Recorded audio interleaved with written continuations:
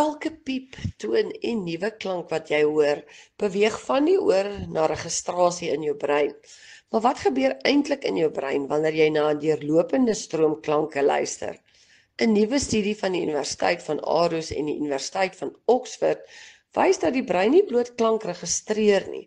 Dit hervorm dit inpas in die tyd wat dit gebeur en organiseer en orkestreer 'n komplekse wisselwerking van breingolwe in verskeie netwerke. Die navorsing stel 'n nuwe neurobeeldmetode bekend, genaamd Frequentis. Deur gevorderde algoritmes te gebruik, ontwrig hierdie metode oorvloeiende breinnetwerke gebaseer op hul dominante frekwensie. En sodra 'n netwerker sy unieke frekwensie geïdentifiseer is, kan die metode nou dan naspoor hoe dit in die ruimte oor die brein beweeg.